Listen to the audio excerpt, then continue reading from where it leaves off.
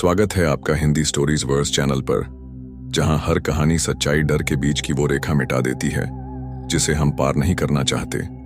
चलिए शुरू करते हैं इस कहानी को। वो रात कुछ अलग थी। हवाओं में अजीब सी सरसराहट थी और पेड़ों की शाखाएं जैसे कोई गुप्त संदेश हवा में लिख रही थीं। रात के 10 बज चुके थे और पूरा गांव बरगुंडी जैसे नींद की चादर में लिपट चुका था, परंतु पुरानी हवेली की खिड़की से झांकती वो काली परछाई अब भी जाग रही थी। यह हवेली, जो अब वर्षों से वीरान थी, किसी जमाने में ठाकुर प्रताप सिंह की शान हुआ करती थी। लेकिन ठाकुर और उनका परिवार जिस रहस्यमयी आग में जलकर खाक हो गया था, उसके बाद से कोई भी उस हवेली के पास फटकने की हिम्मत नहीं करता था। कहते हैं उस आग के बाद जब राख ठंडी हुई तब वहां से किसी औरत के चीखने की आवाजें आने लगीं। परछाइयां दीवारों पर चलती थीं और हवेली के आसपास के पेड़ सूख गए थे, मानो वहां की जमीन ही शापित हो गई हो। पर इस रहस्य की जड़ें कहीं और थीं। गांव के बुजुर्गों की माने तो यह परछाई ठाकुर के विनाश से भी पहले की है। एक समय की बात है जब इस गांव के पास के जंगलों में एक औरत को चुड़ैल कहकर जिंदा जला दिया गया था। उसका नाम काली था। हाँ, वही नाम जो अब डर और मौत का पर्याय बन चुका था। कहते हैं कि मरते वक्त काली ने शपथ ली थी कि वो उस गांव के हर इंसान की आत्मा अपने साथ ले जाएगी जब तक कोई उसे पहचान कर मोक्ष नहीं दिलाता। लेकिन वर्षों तक उसकी आत्मा को भुला दिया गया और वह परछाई बनकर हवेली में घर कर गई।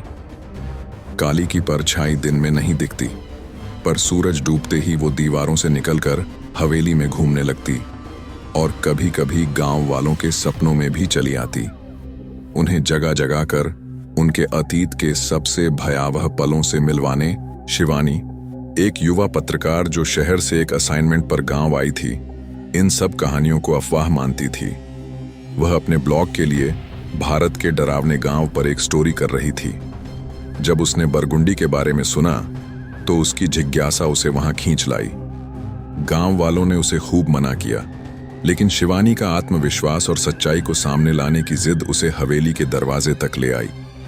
हाथ में टॉर्च और कैमरा लिए वो हवेली के अंदर दाखिल हुई और जैसे ही उसने पहला कदम भीतर रखा, हवेली का दरवाजा खुद ब खुद बंद हो गया।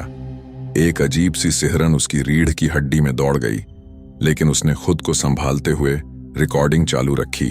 अंदर की दीवारों पर जली हुई तस्वीरें थीं। फर्श पर पुराने खून के धब्बे अब भी झलकते थे और एक पुराना झूला खुद ब खुद हिल रहा था। और तभी उसकी नजर एक परछाई पर पड़ी, दीवार पर, बिना किसी इंसान की मौजूदगी के। वो परछाई स्थिर थी, पर उसकी आकृति बदलती जा रही थी, कभी किसी बूढ़ी औरत की, कभी किसी छोटी बच्ची की। और तभी हवा में एक ठंडी सांस सी गूंज उठी, तू आई है मुझे पहचानने? शिवानी चौंकी, पीछे मुड़ी, पर वहां कोई नहीं था। उसका कैमरा बंद हो गया और टॉर्च की रोशनी झपकने लगी। डर के मारे उसकी सांसें तेज हो गईं, लेकिन उसने खुद को समझाया कि ये सब सिर्फ कल्पना है।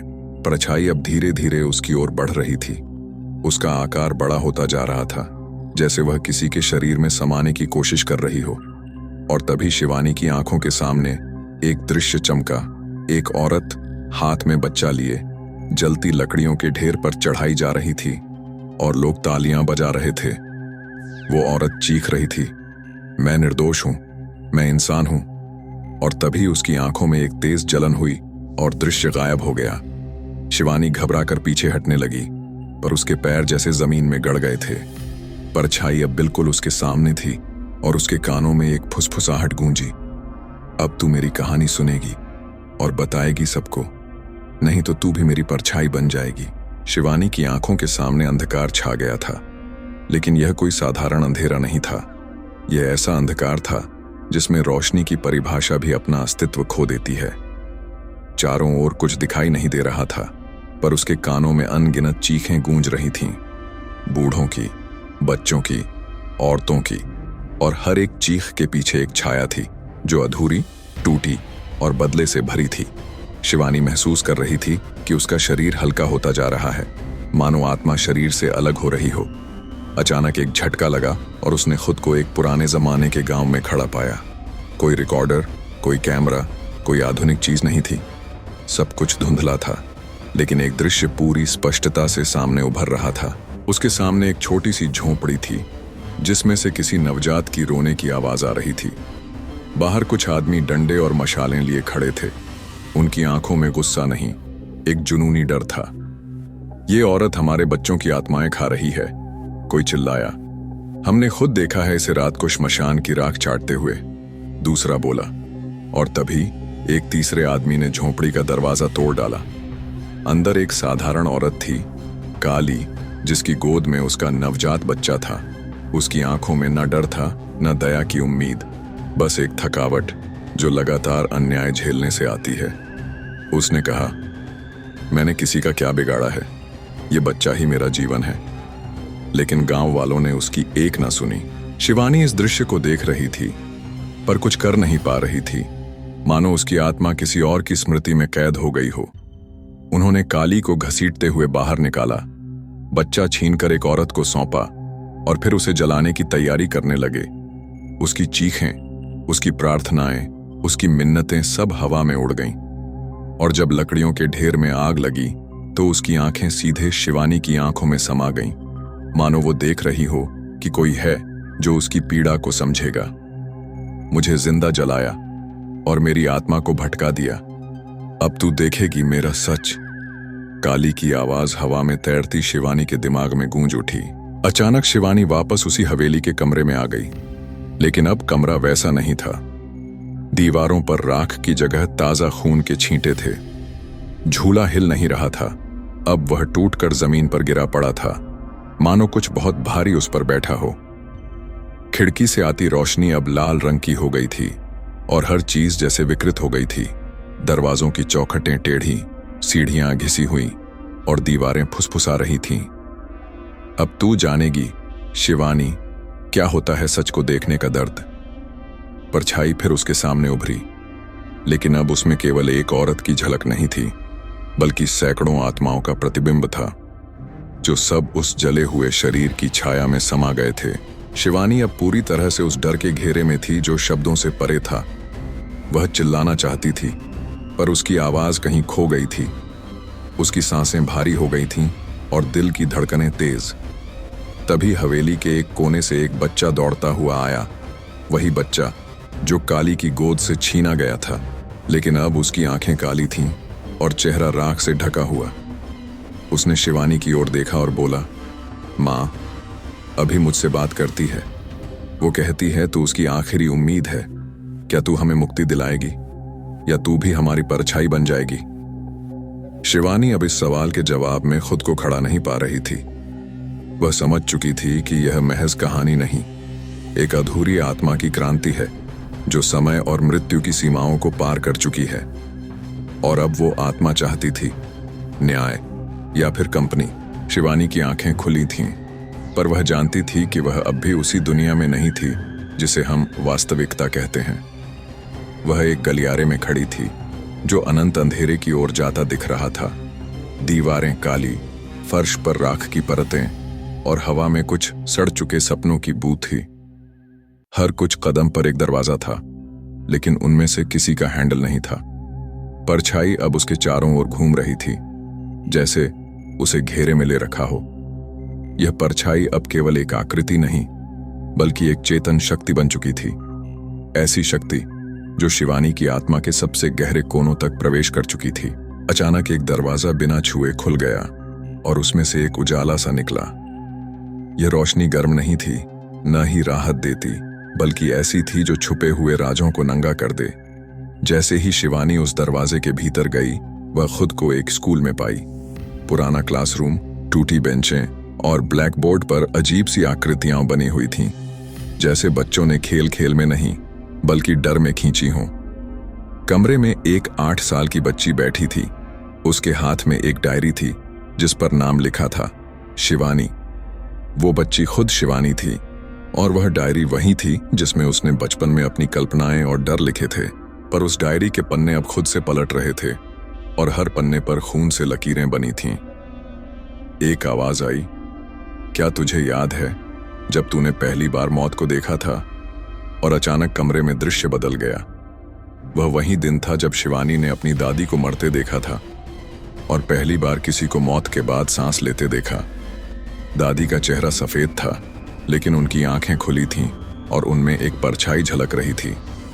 शिवानी ने कभी किसी को नहीं बताया था कि उस दिन दादी ने मुंह खोलकर कुछ कहा था। वो आ गई है, वही जो मुझसे पहले तुझसे बात करेगी। अब शिवानी को समझ आने लगा था कि यह परछाई उससे बचपन से जुड़ी हुई है। शायद यह कोई बाहरी आत्मा नहीं, बल्कि उसकी अपनी चेतना का वह हिस्सा है जिसे उसने अनदेखा कर दिया था। पर सवाल यह था, क्या यह परछाई काली की थी, या काली की आत्मा के जरिए वह उसकी अपनी परछाई बन चुकी थी। हवा में अब हर तरफ फुसफुसाहटें थीं। तेरा सच तेरी पहचान है, तू वो नहीं जो दिखती है, तू वो है जिसे तूने दफन किया है। एक दूसरी दीवार खुली और अब वह एक अस्पताल के कमरे में थी। वहां उसकी मां बिस्तर पर लेटी थी, बीमार, पीली और जीवन से हारती हुई। एक नर्स खड़ी थी और शिवानी डॉक्टर से बहस कर रही थी कि डीएनआर साइन न किया जाए। पर फिर कमरे में एक परछाई उभरी और उसकी मां के सिरहाने बैठ गई। उसकी मां की सांसें धीमी होने लगीं और उसी क्षण नर्स के हाथ से एक पुराना फोटो गिरा। उसमें वही औरत थी, काली, और उसकी गोद में वही बच्चा। वो मेरी मां नहीं थी, शिवानी फुसफुसाई, लेकिन मुझे उससे कभी डर नहीं लगा। अब सारी चीजें जुड़ने लगी थीं। शिवानी की जिंदगी में आई अजीब घटनाएं, उसकी पत्रकारिता में अत्यधिक रुचि अंधे विषयों में, उसकी अनजानी घबराहटें और नींद में उठकर चीखना। काली की परछाई सिर्फ हवेली तक सीमित नहीं थी, वो परछाई उसके साथ उसकी आत्मा में घुली हुई थी। हर डर, हर दबी स्मृति, हर अन्याय की छाया बनकर। अब तू समझी? परछाई ने कहा। उसकी आवाज अब स्पष्ट थी और उसकी छवि भी स्थिर। काली अपने जले हुए रूप में, लेकिन आंखों में सच्चाई और एक गहरी वेदना के साथ। तू मेरी नहीं, मैं तेरी हूं। मैंने तुझसे जन्म नहीं लिया, तूने मुझे बनाया है। तू ही है वो जो सब कुछ देखती रही पर कुछ बोली नहीं। अब बोलना होगा, वरना तू भी मेरी तरह एक और आवाज बनकर इस अंधेरे में खो जाएगी। शिवानी अब जान चुकी थी कि कहानी का सिरा कहां से शुरू हुआ था। सवाल ये नहीं था कि काली कौन थी, सवाल ये था कि कितनी काली परछाइयां हर इंसान अपने भीतर पालता है, अनदेखी, अनसुनी, और एक दिन जिंदा होकर सामने खड़ी हो जाती हैं। हवेली की दीवारें अब सांस लेने लगी थीं। हाँ, सांसें, जैसे वे जीवित हों।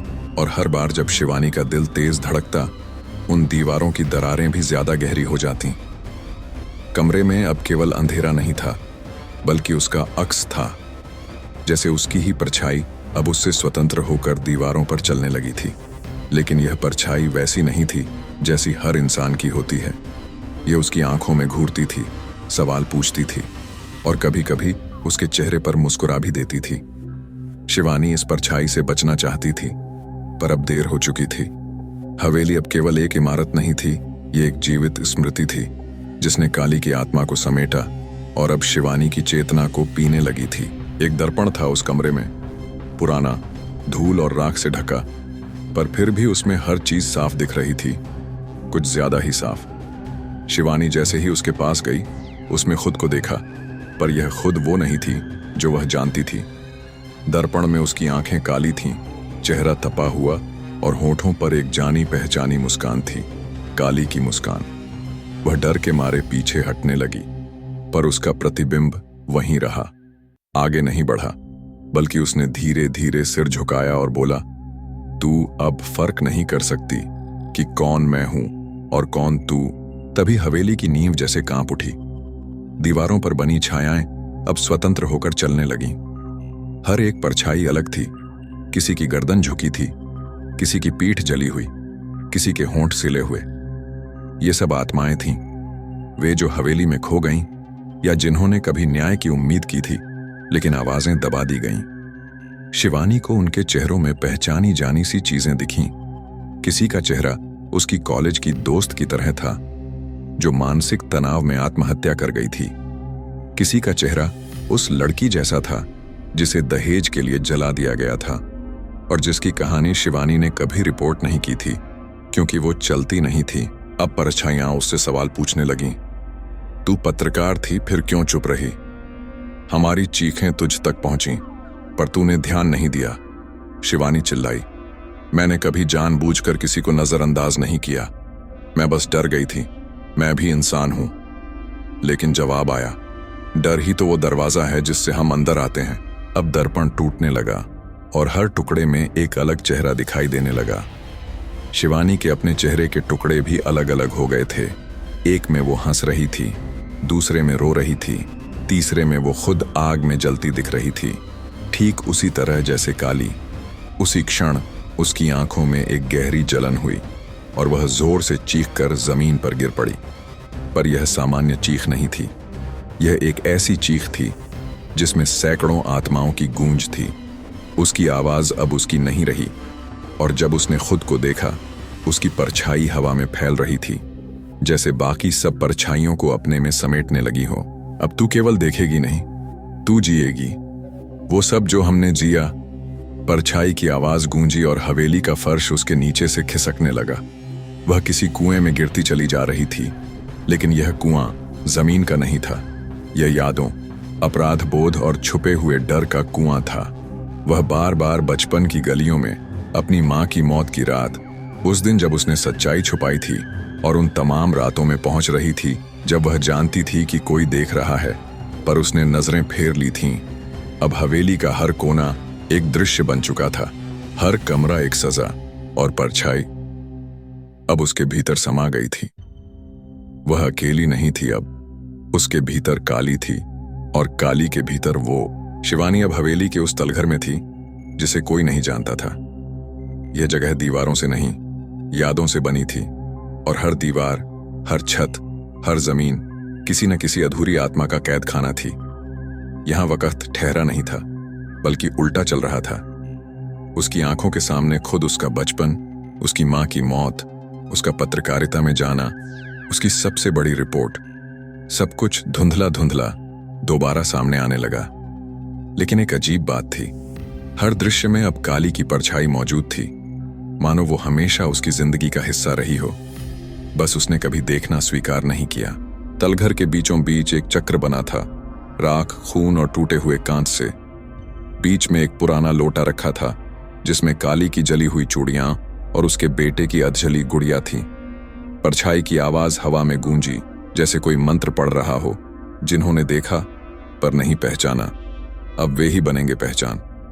शिवानी को समझ आने लगा था कि हवेली केवल एक ठिकाना नहीं थी, यह एक जीवित स्मृति है, एक न्याय का भूखा तंत्र जो समय, धर्म और इतिहास से परे है। वह चीखना चाहती थी, भागना चाहती थी, पर अब देरी हो चुकी थी। काली की आत्मा ने उससे केवल बदला नहीं मांगा था, उसने उसे अपना उत्तराधिकारी चुना था। और फिर एक आईना सामने से उभरा, ऐसा आईना जिसमें दिखता सब कुछ उल्टा था। शिवानी ने उसमें झांका तो खुद को देखा, पर यह वो नहीं थी जो आज तक दुनिया ने जानी। उसके माथे पर राख की रेखा थी, आंखें सफेद और होंठों से खून टपक रहा था, पर वो डरावनी नहीं थी, वो शांत थी, मानो किसी ने एक कठिन तपस्या पूरी कर ली हो। आईने में काली की परछाई प्रकट हुई और बोली, तू मुझे मिटा नहीं सकती, जैसे मैं भी तुझे मिटा नहीं सकी। तू बनी है उन्हीं चीखों से जो सुनी नहीं गई।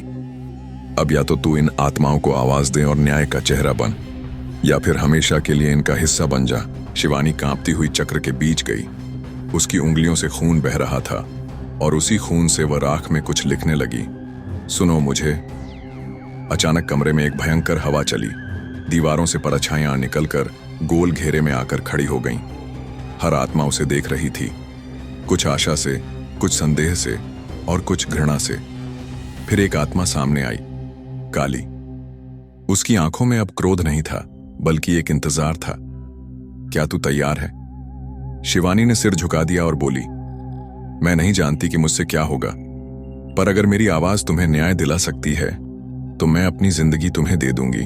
तभी आईने में एक उजाला फूटा और सब कुछ कांप उठा। परछाइयां एक एक कर चक्र में समा गईं और हवेली की दीवारें छिटकने लगीं।